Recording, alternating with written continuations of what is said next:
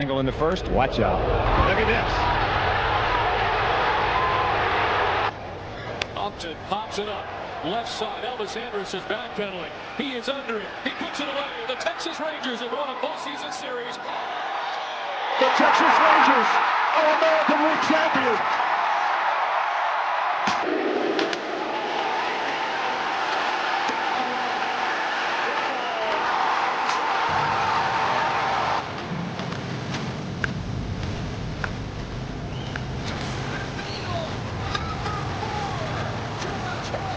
One swing. It's tied! Garcia. This is over. He's at the wall, and the legend grows! It's the Texas Rangers win the World Series! Hi, and welcome to another edition of Right on Rangers Live, coming at you bottom of the 8th inning. Rangers down 7-0 to the lowly Los Angeles Angels and about to lose 3 of 4 after what feels like forever ago, winning Monday night in epic fashion. Extra innings. Brandon Nimmo, big hit. Jake Berger, little bloop over the second baseman. 4-1 win. That feels like forever ago. And here we are, just 3 nights later, 72 hours later, feeling like this might be the nail in the coffin. I will never give up on this team until they're mathematically eliminated. And I just want to be so clear about that the rest of the way. And look, we've endured 24, we've endured 25, and the longtime followers of the show, you know this. Until they are mathematically eliminated, we'll continue doing our thing. We love this team, always will, but I'm not going to lie. A game like this, a series like this, feels like the nail in the coffin. Will I keep trying to find positives? Will I keep trying to find reasons that they may still have a shot? Yes, I will. I just can't do the eternal negativity, although I will surely call it out when I see it. But I am still going to remain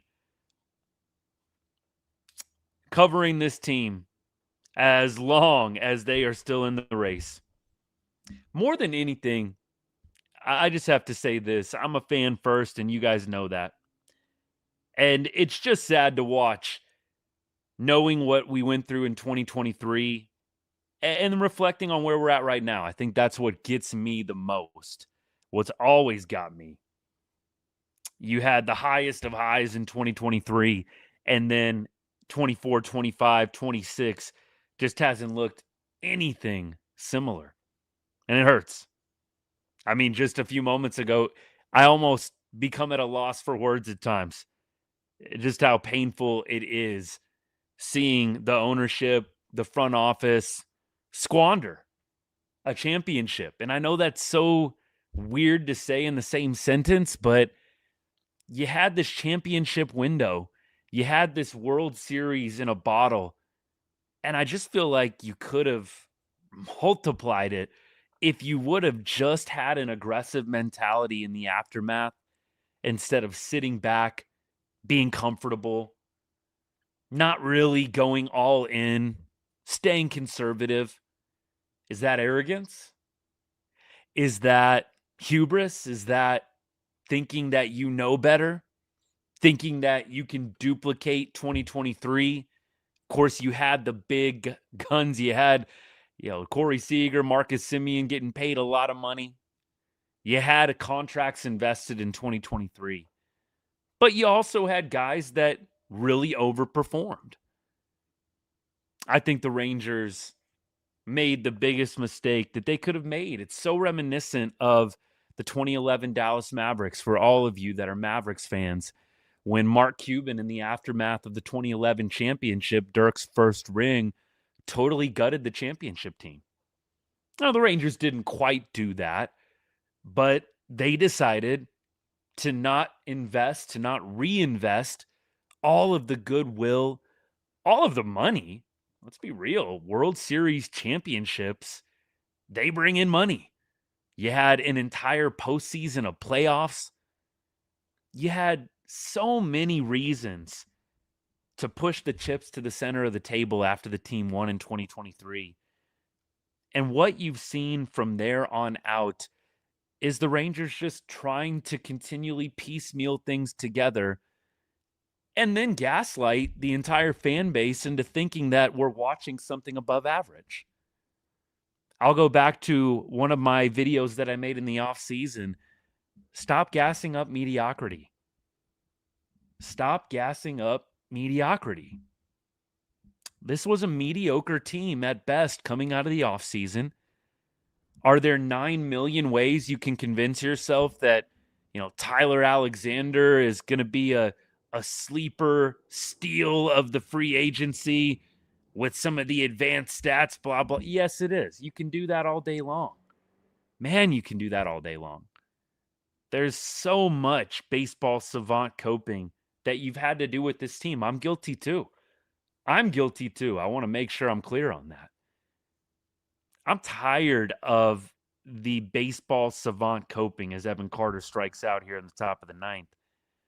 You know what I was noticing the other day? I haven't shared this yet, and I've been thinking about it the last couple of days. It's nothing too profound, but you really don't look up baseball savant stats, at least I don't, for players that you just know are good. Like, I couldn't tell you the last time, and I know that this is going to seem a little bit ironic maybe, but I can't tell you the last time I looked up until this season, right? Until this season, Jacob deGrom's baseball savant page. Like, I know Jacob did not have a good game tonight, and I'll admit this season has definitely led me to the page, but there are certain players where you're not even worried about what the advanced stats look like because they're producing. They're producing. I am tired of trying to have to do cartwheels and flips and loop-de-loops to feel good about the roster. It's not a great offense as currently constructed. Does Josh Young help? Absolutely, he helps. Does the fact that you've got Wyatt Langford and Evan Carter in humongous slumps really hurt? Yes, it does. But that's not necessarily surprising. Wyatt Langford has never had that season where he's out of this world, crushed it. Has he shown you positive signs? 100%. Does he have talent? Yes. Does he have pedigree? Yes. But Wyatt has had stretches like this before. That's kind of the knock on him, right? The lack of consistency. That's the knock on the team in general, is lack of consistency. You've got star players that are underperforming. Corey Seager hitting the ball hard this series, but by and large, you look at the numbers and not good. Just not good. Rangers needed so many things to fall this year. So many things to go right this year in order to be successful. You needed the pitching to be within a shade of what it was last year. It hasn't been. Austin Wins, I can't even by the way, I'm sorry. Austin Wins, what are you challenging this for? What are you challenging this for, my guy? Austin Wins has struck out looking multiple times tonight, and this may have been the worst one. Austin, come on, baby. I tweeted this out. I've never missed Danny Jansen as much as I do right now. I never thought I'd be saying that tonight. I've never missed Danny Jansen as much as I do now. As we were saying, bringing this full circle, Rangers end up losing 7-0. Game finally comes to an end. Mercifully comes to an end. You've got so many different scenarios where you needed certain players to overperform what they had done last year. Berger bounced back. Jock bounced back. That worked out, obviously. Josh Young bounced back, worked out. But, Corey Seager, didn't have the greatest of years last year. Followed it up with a meh year this year. Corey would have to go on an all-time tear for anybody to say he's having a good season. You put a lot of pressure on Brandon Nimmo. Needed Nimmo to be an above-average ball player, not just addition by subtraction.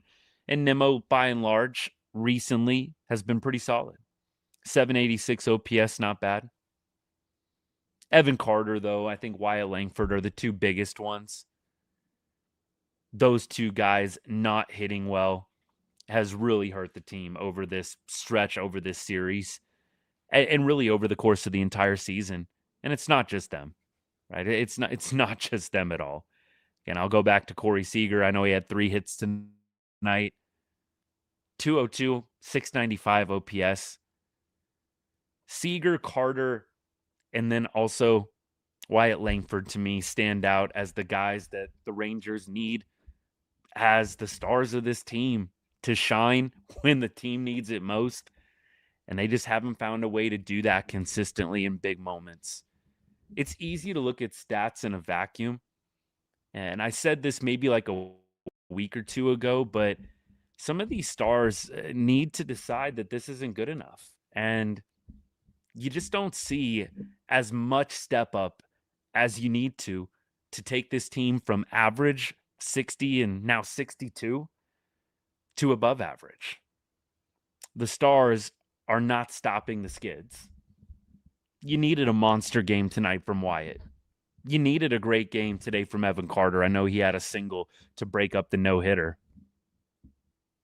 And you're just not getting those big performances. You know, Corey Seager had, actually, I'm looking at the box score from the other night. Seager didn't have 3 hits tonight. That was last night. My mistake on that. You needed Seager to step up. Nobody today. Nobody. In a big game where you need a split. It's just sad. Like I said, fan first here. Analysis second. Pretty good analysis, but analysis second. I just am depressed after a series like this. It's a little bit of anger, but it's more just like depression. Getting whomped by the Angels 3 games in a row. All right. Long intro. Appreciate you hanging out. We will talk more. I've got a few more points, but I want to get you guys involved. You guys are the real ones. It's almost midnight in Texas, and you're still hanging out. Game and Eagle, I appreciate you, man. Game and Eagle says, so tired of having hope for this team. Every time they get any kind of momentum, they always fall apart after. Fire Veely and the athletic trainers, reboot the lineup. It isn't working. I have to admit, regardless of how this season goes, I wouldn't be a fan of bringing the band back together.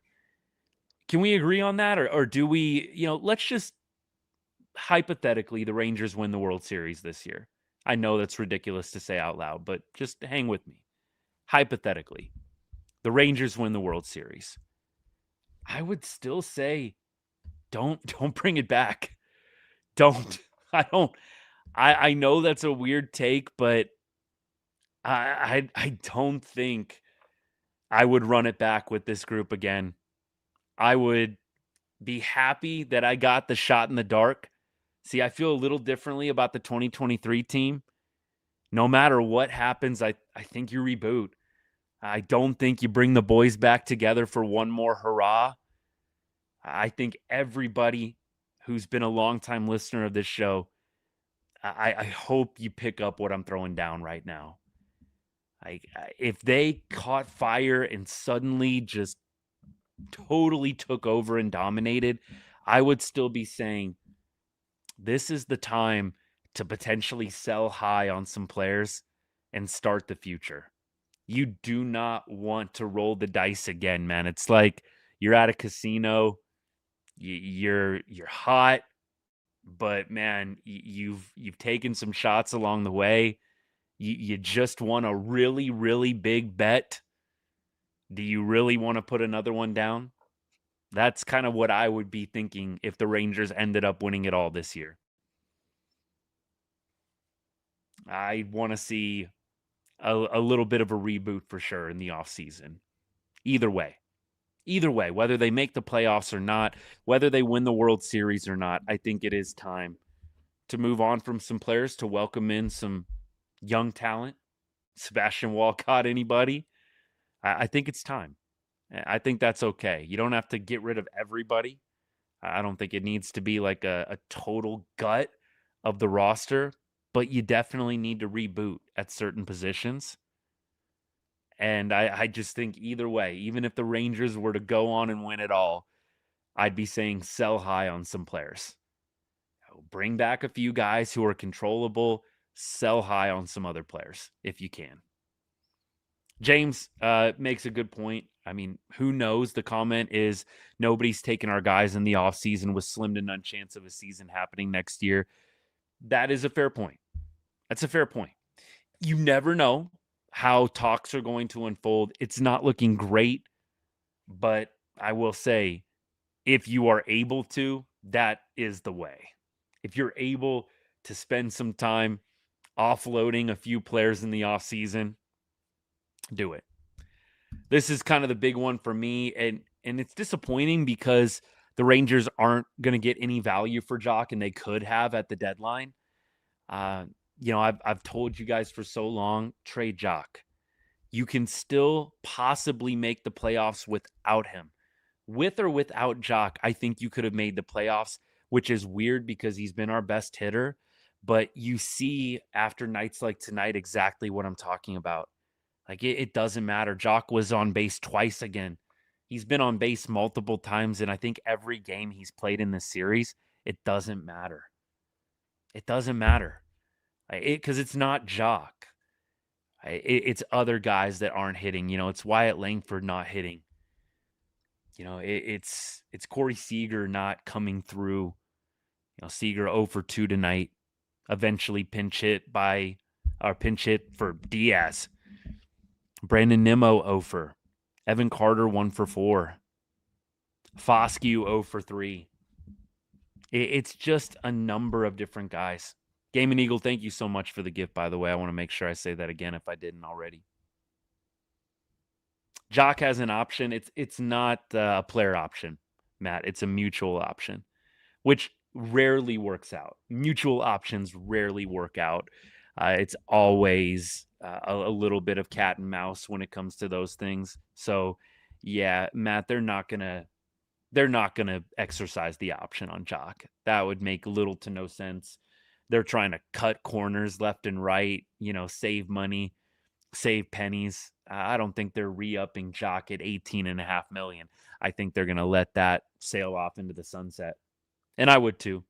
That's why I would have traded Jock at the deadline. Got a little value, maybe got a nice little low A, high A, maybe even prospect for him, and been happy to save $4 or $5 million, whatever was left. That would have been nice. They didn't do it.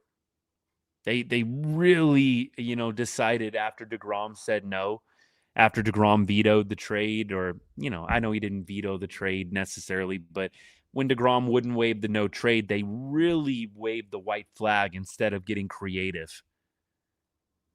And you know what? I understand what deGrom said, is rah and passionate, but that's exactly the kind of stuff that CY is paid to overlook. Who cares what deGrom says? Who cares if deGrom thinks we can win here?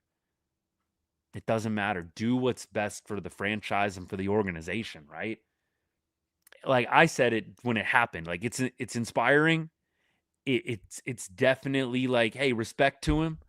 But nevertheless, I think CY should have risen above that and still made some moves to get some value out of certain players. Instead, you're at a tough spot here where you obviously could still rally, maybe make October. I still submit you could have sold a little bit more and potentially still been in a spot to win some games and make it interesting.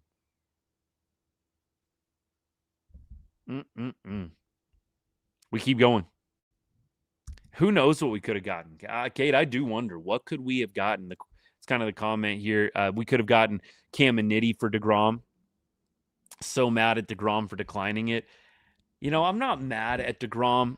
It's his choice. He worked the contract. The Rangers gave him the no trade clause. Like, I can't be mad at deGrom, but it's disappointing. It's disappointing because now deGrom's hurt. He only goes 2 innings today.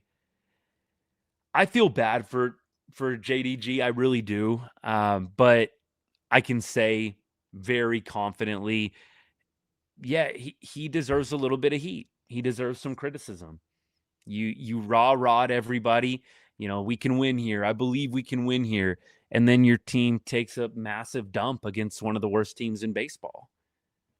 You can't say that, and then get hurt. I know you can't control everything, can't control injuries, but you can't say that and then go out and get hurt while your team takes, like I said, a huge dump on this entire series. Like, it's just really, really ridiculous how bad the Rangers finished the last 3 games here.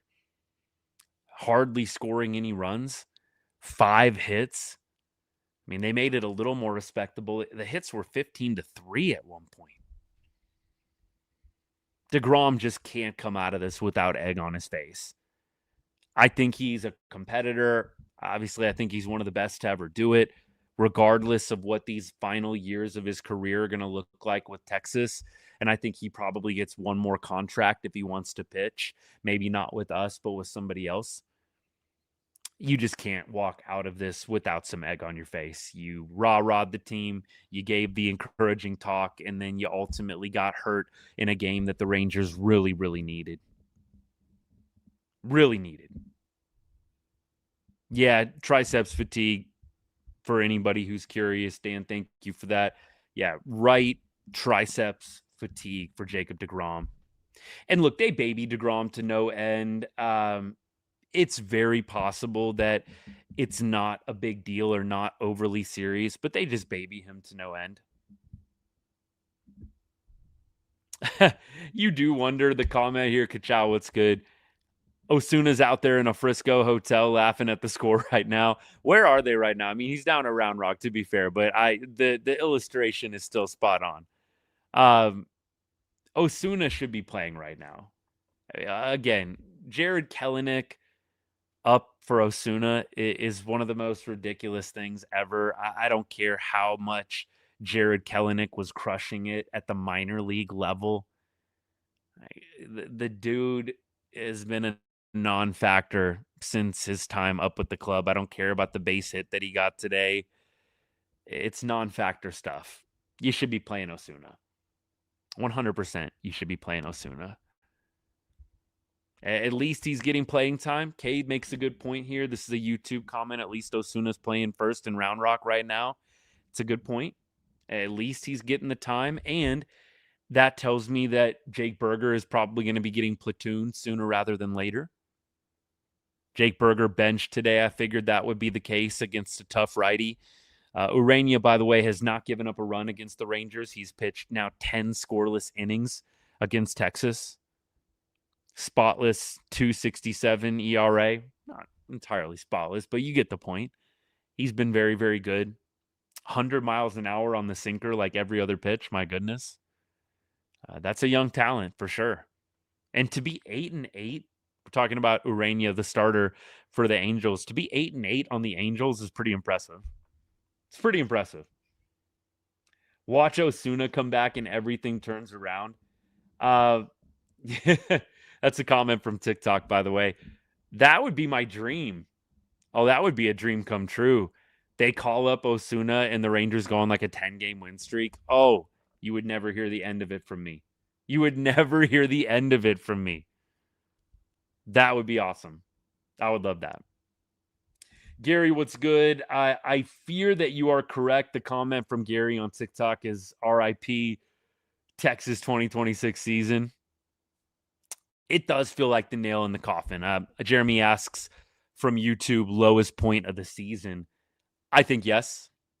I think yes, considering we're at August 13th. You had all of this momentum coming into this series, and then you won Monday, and you kind of had an extra dose of momentum. and you're on this stretch where you're supposed to be winning, you're supposed to be winning. You're supposed to be taking advantage of these games. And, it just brings me back to something that we all debated and talked about at the beginning of the year. Remember, there was so much made of the first 40 games and how tough the first 40 games were. And I kept telling you guys, it doesn't matter. The schedule doesn't matter. You have to beat the teams that are in front of you. And the reality is, if you want to be a team that's lifting that trophy at the end of the year, you've got to beat good teams. And so I'm not sitting there at any point this year trying to cope with the schedule like I saw many people do. I don't even have specific people in mind. I have a couple. Actually, God bless them. I like Jared, but Jared was one of them. I'm just watching the post game show here. Jared, I know, brought up the schedule a lot at the beginning of the year, and I pretty consistently said it doesn't matter. You've got to beat good teams to have a successful season. You can't stink it up against the top teams in baseball and then say, hey, we're going to be fine because we're going to beat up on the teams that suck. Because then you just have things like this happen where you lose against the teams that are bad, and it's a bit inexplicable. There's not a lot of great concrete reasons for it, but weirdly, you put a lot of pressure on yourself when you're punting the games against good teams and you're telling yourself you're coping with, well, we're playing bad teams coming up, so it's all good. We know the Rangers all too well. The Rangers have done this like so frequently. They lose to the teams that they're supposed to beat. If you've watched the Rangers over the last 2 or 3 years, you know this. They constantly lose to the teams they're supposed to beat. It's rare they go on like a dominating stretch against a bunch of bad teams stacked up like they've got right now with the Giants, the Angels, the A's, the Nationals. Avi Ortiz playing for the Nationals, by the way, that dude is going to absolutely destroy us when he comes to town next week. I would almost guarantee he has like the series of his life playing back at Globe Life. I would almost guarantee it. Like Avi Ortiz, after getting traded for Mackenzie Gore, I feel like he is going to come back to Arlington and just set it on fire. We keep going. I'm not sure. I would imagine Bamila with the injury, it's so hard to tell. What have they said? I honestly haven't done a lot of research on their plan for him. I mean, look, I'll say this. It's always more beneficial to develop a starting pitcher in terms of value. And so I think they would be a little foolish not to at least try to develop him as a starting pitcher. Any guy that's on the fringe, I mean, it's just, again, the business of baseball. Starting pitching is more valuable than relief pitching. Rangers would be wise to try and develop him as a starter. Maybe it doesn't work out, but at least try. At least try. That would be my call with him. A couple of things. I'll keep checking comments here. Maybe we come back. Dev, what's good, man? Comment from TikTok here, y'all. Maybe we come back. We always lose to the bad teams, then sweep the Rays. I mean, that didn't quite happen, but I get the sentiment. Like, we probably will go up against a tough team, have a really good series, and you'll kind of start believing a little bit again. Rangers, by the way, if you're thinking about the standings at this moment in time, Houston obviously was idle today, so they gain a half game by nature of the Rangers losing. Rangers are, for all intents and purposes, 3 games out. 3 games out because of the tiebreaker. They are a half game out in the wild card. And I know it's crazy. I know there's going to be some people maybe clapping back at some of the negativity tonight because, dude, they're a half game out. Come on. They're a half game out of the wild card. I just think you got to consider the full body of work. Consider the full body of work here. Don't just look at the standings and put that in a box and bury your head in the sand to everything else. Yes, they're a half game out. you're foolish if you think that this team is just fine. They're not. They're not just fine. There's a lot of issues on this team. They have a negative 41 run differential for a reason. Their expected win-loss is 8 games under 500, 57 and 65.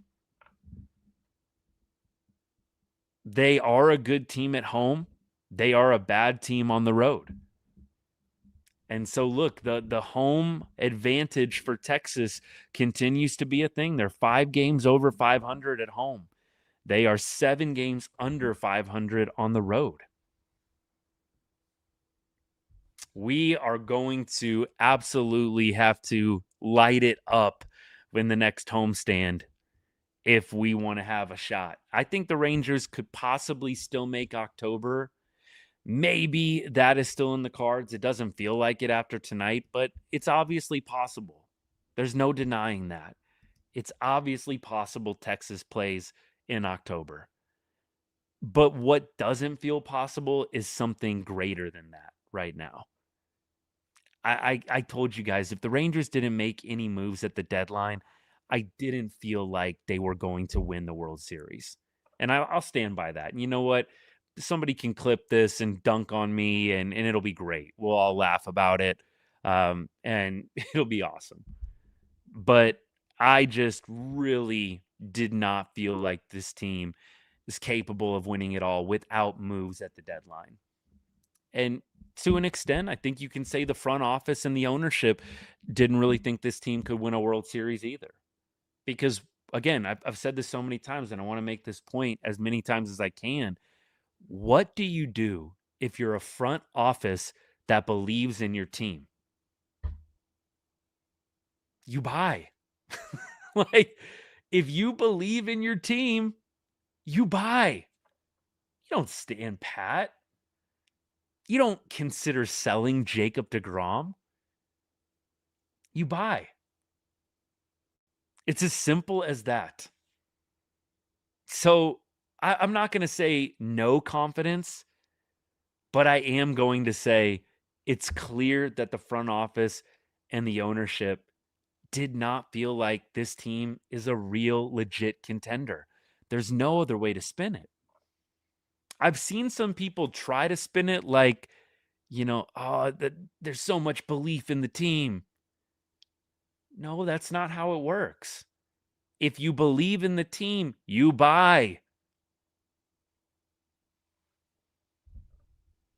CY can't say he's wrong, is the comment here from Cade on YouTube. I think there's some truth to that. I definitely think there's some ego. I've said that many times. There's some ego involved for sure. There's been some bad signings.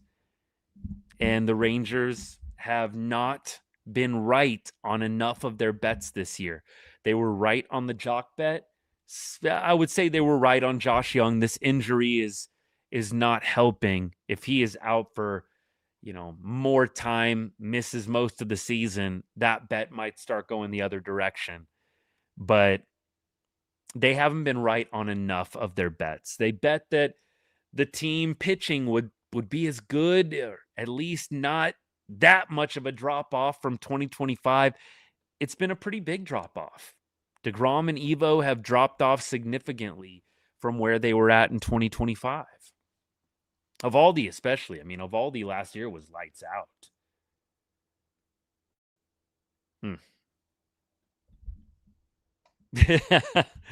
Faith without, we're getting a little biblical here on the show. Faith without works is dead, just like this ball club.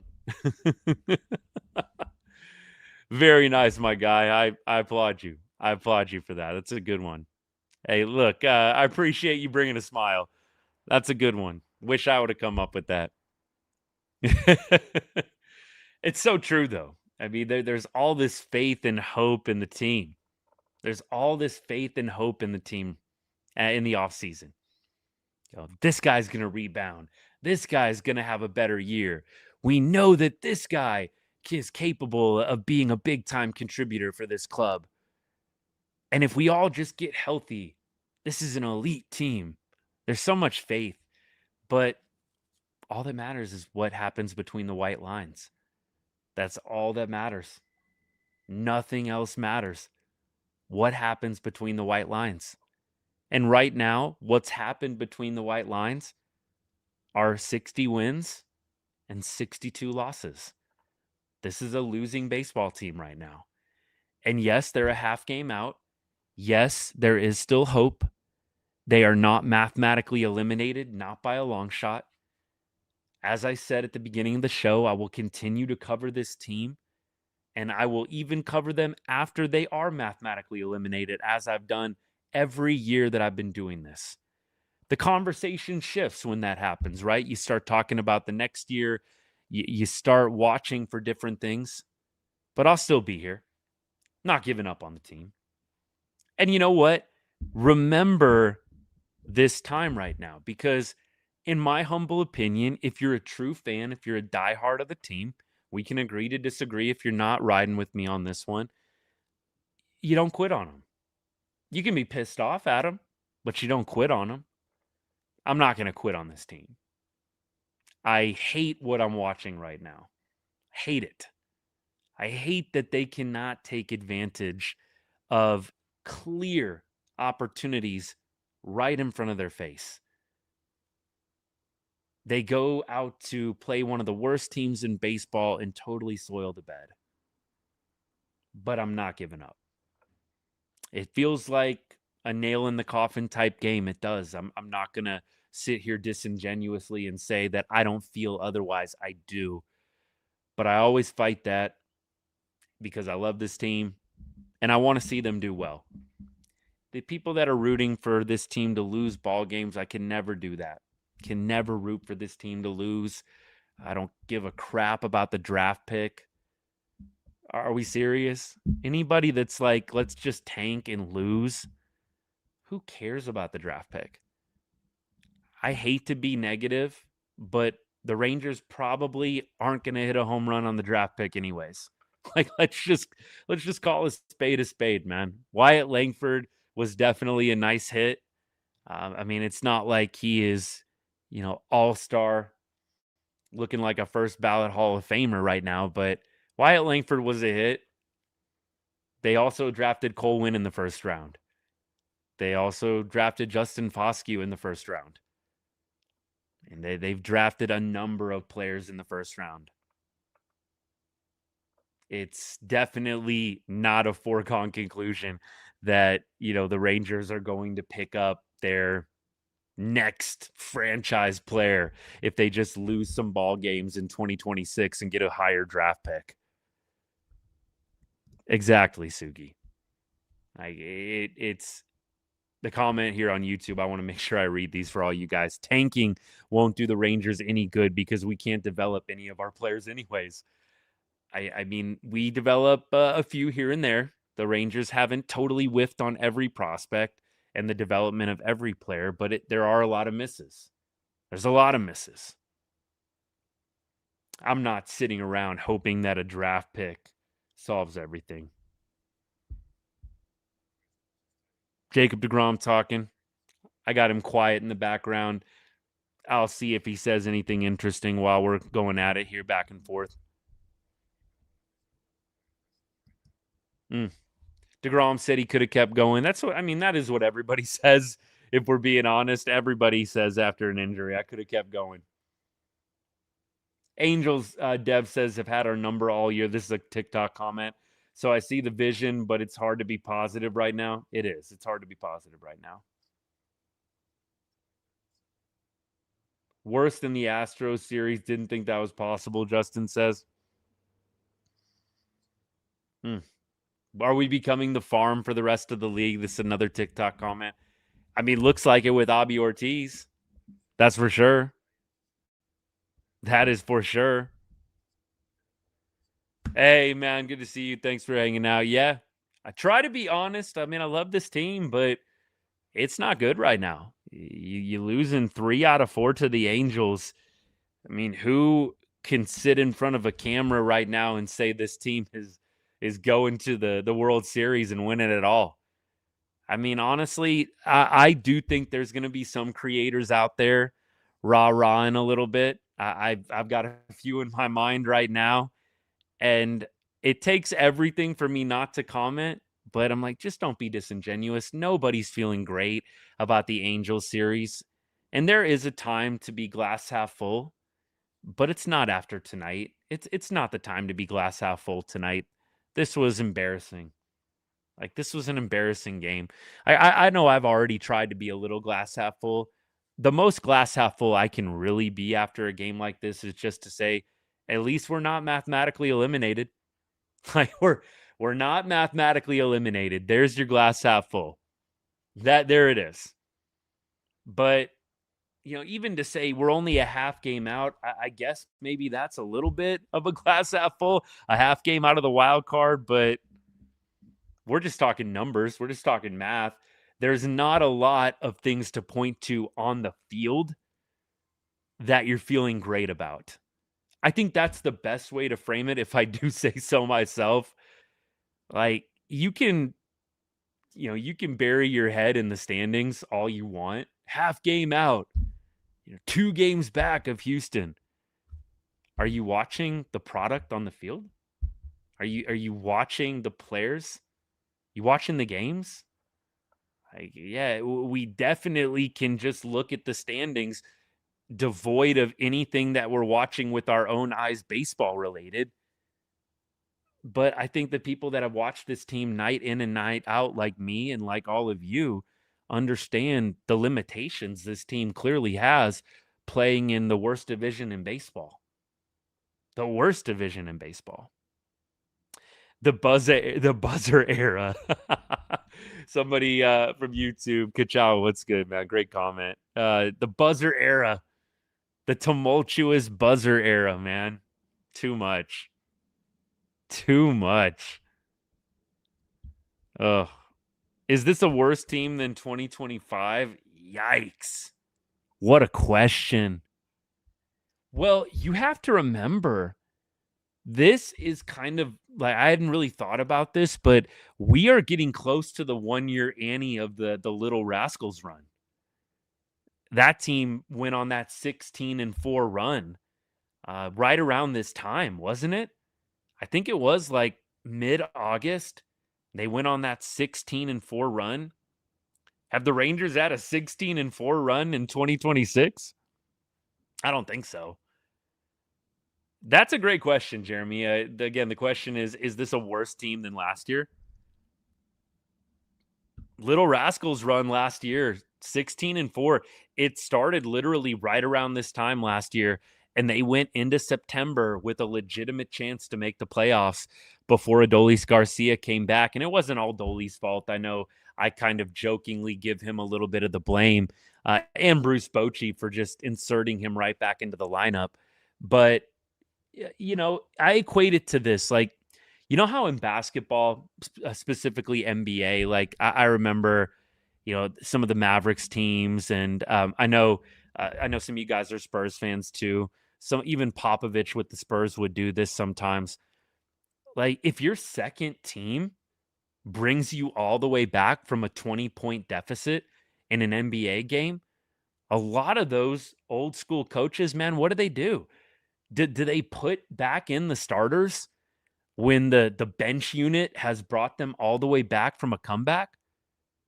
No, they don't. They leave in many cases, the second team that actually got you there. I think that the Rangers have had issues with feeling out who to play and who not to play, and they are just so tied to certain players in certain positions in the lineup. It's definitely a bit devoid of feel at times for this Rangers front office and coaching staff. You have just very mindless, robotic decisions being made, in my opinion. There's not a lot of feel to it. I don't understand in almost every game certain decisions that are made with the lineup, demotions, pinch hits, substitutions. There's always something. Always something. It's odd.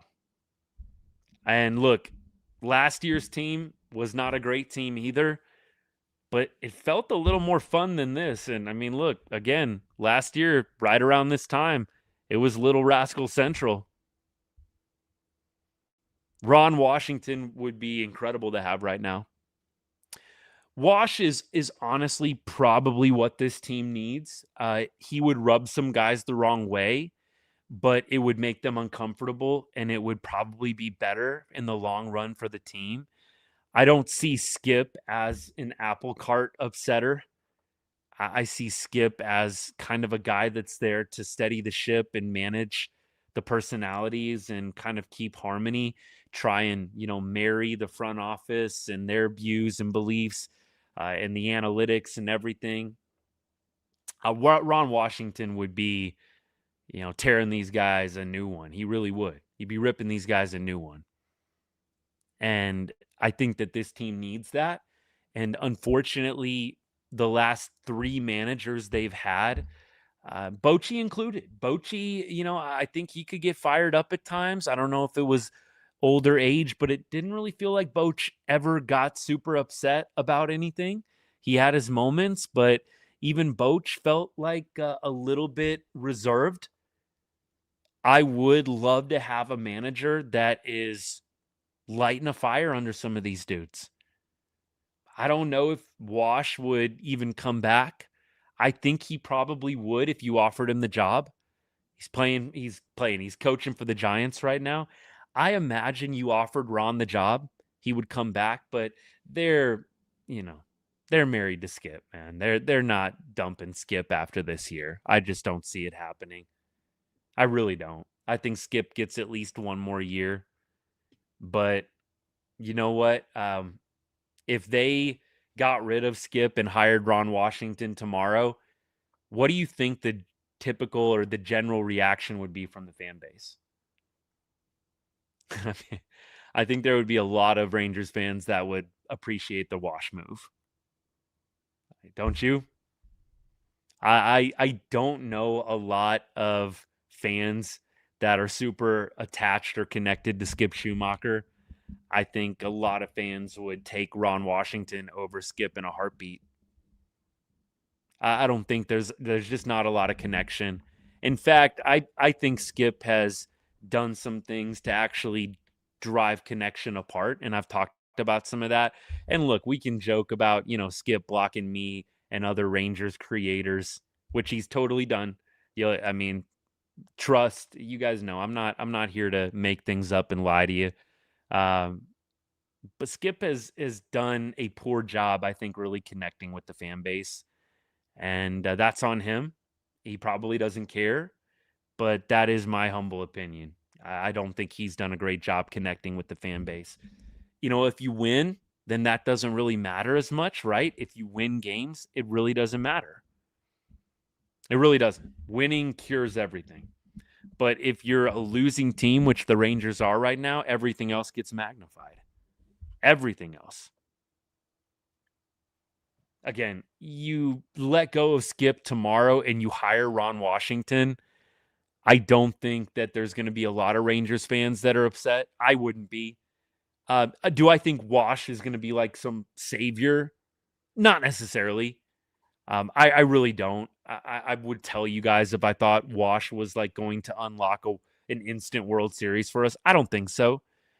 But this team just needs freshness. They just need something different. They really tried to maintain the clubhouse, the culture thing over the last 2 or 3 years. And, Corey Seager kind of being the central figure. I believe Corey's a good guy. I believe that he is a good person. But they've really, I feel like, tried to maintain that bubble with Corey Seager and Corey Seager's clubhouse, for better or for worse. And it does feel like it needs some more characters. It needs a little bit of a jolt. When you're winning ball games, it's great. Nobody cares. Yeah, everybody's just calm and collected and everybody keeps their head down and does their job. When that's not happening, when you're not winning games, there's not a lot of fans that connect well with what the Rangers culture, which is not really given a whole lot, right? kind of playing a lot close to the chest. Evan Grant today coming out, advocating for there to be some kind of spokesman for the team because, Chris Young, he does his radio stuff, but, he's not a very, very vocal guy either. Corey Seager, your star player, definitely isn't a vocal guy. And Ray Davis never talks to the media. It just doesn't do a lot to build community with the fans. I really do think that that's where the Rangers have failed off the field. And I do think when the on the field product is bad, that gets under the microscope 100%. Absolutely. Keep going. Appreciate all you guys hanging out. Talking about a Rangers 7-0 loss and just going big picture here tonight. We got about 10 minutes or so, can't talk, left in the show. And we'll continue to take your comments and questions along the way. Rangers are heading on a short flight to Sacramento. I'm sure they're getting ready to hop on the plane here in just a little bit. And then they will be playing a 3-game set against the A's. What could go wrong? What could go wrong, man? 3-game set against the A's coming right up. And the Rangers will pitch, Mackenzie Gore, Kumar Rocker, and Cody Bradford. I mean, look, not a terrible trio there. Not a terrible trio. Anybody going to be shocked if Jonah Heim goes off? Anybody going to be shocked if Jonah hits a couple of bombs over the weekend? I won't. Catcher, former team against the Rangers. Recipe for disaster, man. Total disaster. We'll see what happens. Kumar tomorrow. Yes, Kumar tomorrow. And then what? Gore and then Bradford, right? Yeah. Heim torching us feels like a foregone conclusion. I will actually be surprised if he doesn't have a good series. It will shock me. It will surprise me. I would feel good if the Rangers bought. In fact, you guys know, I said so many times, like either buy big or sell big. Like I was leading that charge forever. I was leading that charge in the offseason. I think some of you guys remember that. I said, make up your mind. Just stop being in the middle. Stop with the mediocre BS. Just go for it or reboot. And the fact that they really didn't do a lot in free agency besides Danny Jansen and, spare parts in the bullpen, which some have worked out really nicely. Again, just either buy big and go for it or sell and reboot the whole thing. That's the whole problem, really, in my opinion. I hear you. I think a lot of people can relate to this, Trout, and appreciate it. Don't drink, but this series made me want to go down a whole bottle of whiskey. Yeah, I mean, look, it's definitely depressing losing 3 out of 4 to the Angels. We'll say that. We will say that. Might jinx it, but I have a feeling Seager will pop off this coming series. You know what? I don't think that's a hot take. I don't think that's even a jinx type scenario. This is a ballpark that plays really, really small. And so I could see some Rangers actually having a decent series here. Let me paint kind of an underlying negative picture for you here, okay? I feel like this series has the potential to be like a bit of lipstick on a pig. I wouldn't be surprised if the Rangers have a nice offensive series playing in this minor league park. A lot of people will maybe start to do the victory laps. Like, man, see, I told you, see, this team can play. Everybody like doubting this team. And then you're going to go back to Arlington. And you know what? You play the Nationals. So they've got some young talent. Avi Ortiz probably leading the charge with how well he's been swinging the bat. I feel like this series has a chance to be a bit of fool's gold. I could see some players on the Rangers getting hot in the little league ballpark that we're about to play in. And, maybe by game 3, if they sweep on Sunday, let's say they sweep this series, It's going to start naturally building back up that hope again. But I just won't try. Even if they sweep the A's, you're not going to see me overly hyping it up. Hold me to it too, please. If on Sunday night I'm trying to sell you guys on a World Series championship, please check me. But I just have a feeling that they are most likely going to be better in this next series. And it's just going to have the potential to feel a bit like fool's gold, a bit like putting lipstick on a pig. I hope to be wrong. Hopefully this series is the catapult, puts them on that epic Little Rascals type run that we had last year. But it's not going to shock me if the Rangers overperform a little bit in this series, playing at this ballpark, and then they do what they just did again in some way, shape, or form next week. Sugi just dropping bars. The comment on YouTube, the T on the hat has been standing for talentless these last few years. Oof. Oof. The burns are coming left and right from Rangers Nation, man. They just are. You lose 3 out of 4 to the Angels, that'll do it. That wasn't even me trying, man. Honestly, that's not even me trying. Look, I don't want to make light of such a depressing series, but as I like to say, it's like you got to laugh sometimes. You really do. It's like you're going to go insane otherwise. Rangers are a half game out of the playoffs. They are 2 games, technically 3 with the tiebreaker, out of the AL West.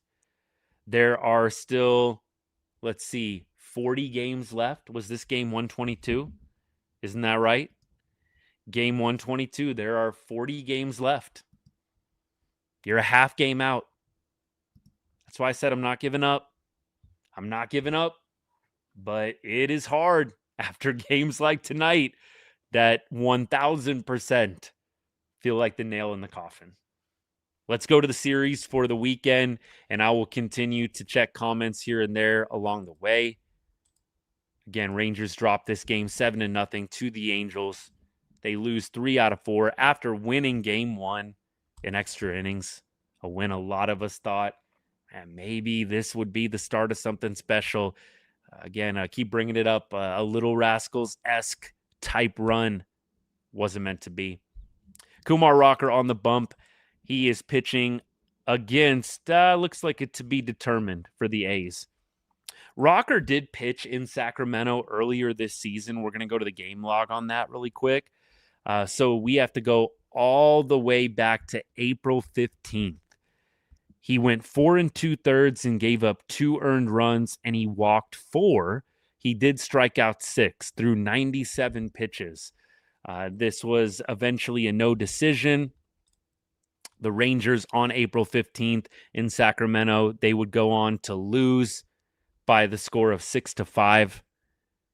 Rangers put up 3 runs in the top of the 8th inning, but ultimately lost that game. That was when the A's were in first place. Remember that? April 15th, the A's were 10-8 and in first place in the AL West.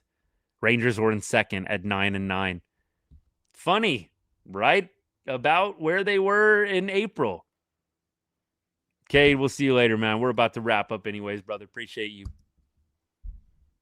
Yeah, so that was Rocker's last start. Against the A's lineup, you've got Butler, 2 for 9 with a homer. Cortez, 2 for 5. Geloff, third baseman, 0 for 2. McNeil, veteran guy, right? New York Met guy, second baseman, 1 for 4. Muncy, Max Muncy, 0 for 1. Soderstrom, he was crushing in the series we played in Sacramento. Soderstrom, he is batting 4 for 7, 571 average lifetime against Rock.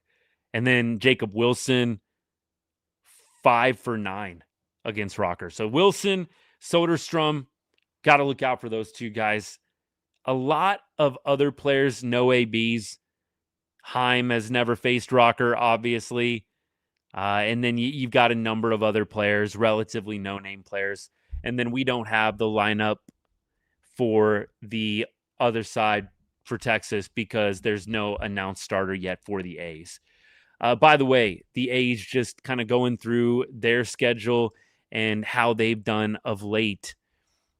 You look at their last 7 games or so, they are coming off a sweep of the Rays. The Rays are on a 9-game winning streak right now. I wonder if does that go back to the Texas Thursday game? Is that Rays 9-game winning streak going back to the Texas series? Maybe not. It's got to be pretty close, though. Let's go back to the A's. They've lost 3 in a row. They did win a series against the Red Sox at Fenway. They won 2 out of 3 at Fenway.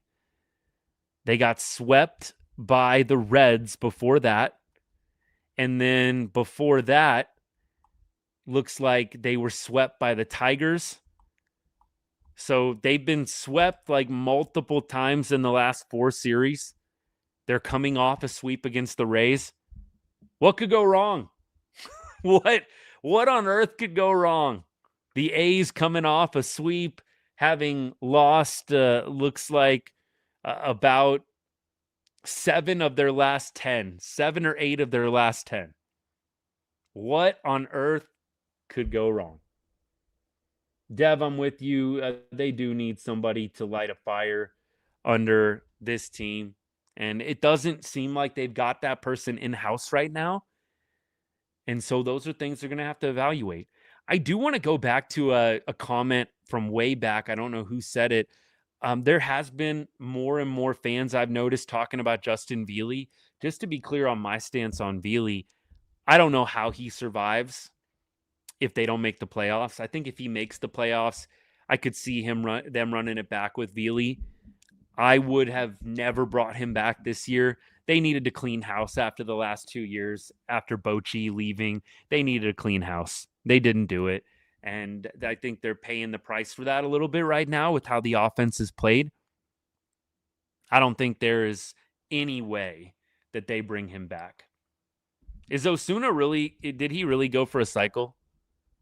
Please tell me that's true. Don't be trolling right now. Ka-chow, come on now. Don't be trolling. I know what I got to do when I get off the live if that really happened. Veely isn't a joke. He's the entire circus. Comment from YouTube. I mean, look, remember when they would show Veely talking to the players in the pregame, or in the pre-at-bat meetings? Like, it would be like when the other team was going to the pen, they would show like Jake Berger and Justin Veely in deep thought, deep game planning mode. And then like Berger would promptly go up and strike out on 3 pitches. I noticed they stopped doing that. I noticed they've stopped showing the pre-AB meetings as much with Justin Veely. Nate, exactly. You've definitely got a point there, my guy. The comment says, A's are in bad shape, which means we should sweep, right? Absolutely, my guy. If Kumar throws a no-hitter tomorrow, what? Dan, I'll be happy if he throws a quality start tomorrow. What do we say about him? We applaud him, and we say this is what we dreamed of when we drafted him. And then, you know what? More than watching a no-hitter tomorrow, that would be so much fun. It would be a bright spot in the season. I don't think there's any way it happens, but I would bet the mortgage on it. There's no way Kumar Rocker is throwing a no-hitter tomorrow. I would bet my entire life savings on no. And it would probably be like bet 50,000 to win $1. But yeah, I think if he just pitches a quality start, a lot of people will be happy. It's just consistency. Consistency, man. It's the name of the game. Always will be. Who would have thought Jock Peterson, comment from TikTok here, who would have thought Jock would be the only Rangers hitter with a pulse this year? Yeah, not me. I said the Rangers needed to get rid of Jock. And look, even after he started hitting consistently, I still said trade him at the deadline. You might still make the playoffs anyways. Yeah, the Kumar Rocker no-hitter talk, I cannot take credit for the idea, but I would I would be shocked if that happens. I'd be shocked if he makes it to the 8th inning. That would shock me, let alone a no-hitter. But yeah, it's hard to predict baseball, no doubt. Osuna getting called up in the morning would make me happy. That would definitely brighten my day. I'm not even going to lie to you guys. I don't think it's going to happen, but could be wrong. Maybe they will do something like that, but I think they're going to save any promotions now for roster expansion, if I had to guess.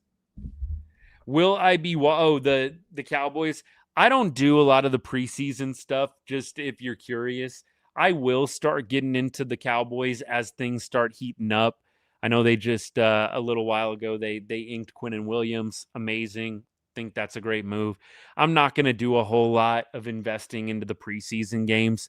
Nobody takes the preseason seriously. So it's hard for me in turn to get hyped up. Like, I enjoy watching the preseason NFL games casually, but I can't say I sit around like very intently watching them because you never really see anybody. It is fun, like kind of like spring training. You get to see some different players here and there, but I like to probably wait until it gets to that maybe third, fourth game. The first couple of games, I feel like you're just seeing a lot of players that you're never going to see again. Like, some probably won't even make the team, but it is fun that football's back. I think that's what I want to harp on more than anything. Like, I'm a big football fan. Baseball and football are very close for me.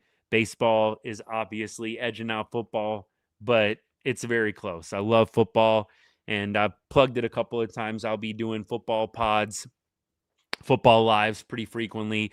We do Saturday shows for college football. We do Sunday shows for NFL, just so we'll have podcasts. We'll have the live streams going over the weekends, all football season long. And hopefully, we'll be talking about the Rangers in October as well. I would love to be real busy out of my mind during that October month. Here's hoping. I haven't given up yet, and I won't. We love this team. They absolutely sucked in this Angels series. They lost 3 of 4, but it's a new day tomorrow. We keep going, as I like to say. We got Kumar Rocker on the bump, and you've got a chance to do some damage against another really bad baseball team. Who knows what could happen? That's why you got to play the game.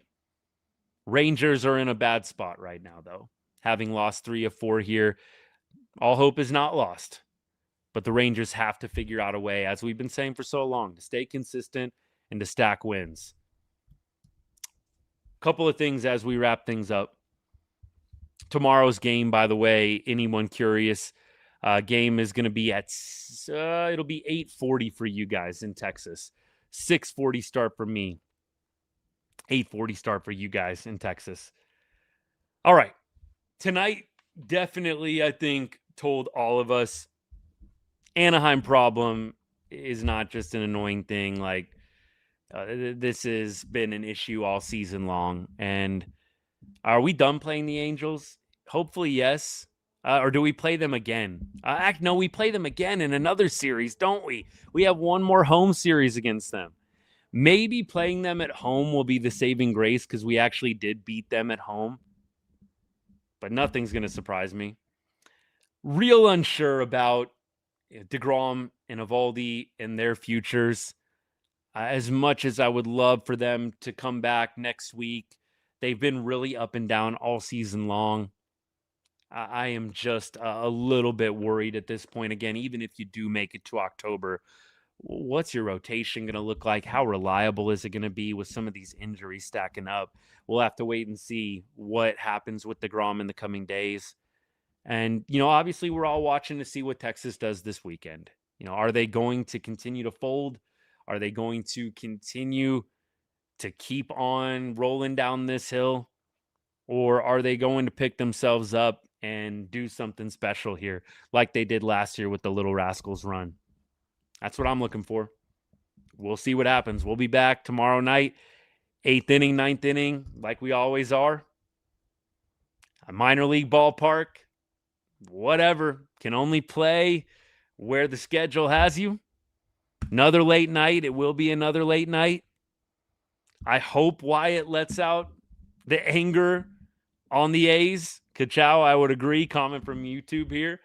100%. Wyatt has done some damage against the A's in his career. Maybe that 109-mile-an-hour single got him going. Who knows? Who knows? But I'm going to go ahead and take off for the night, y'all.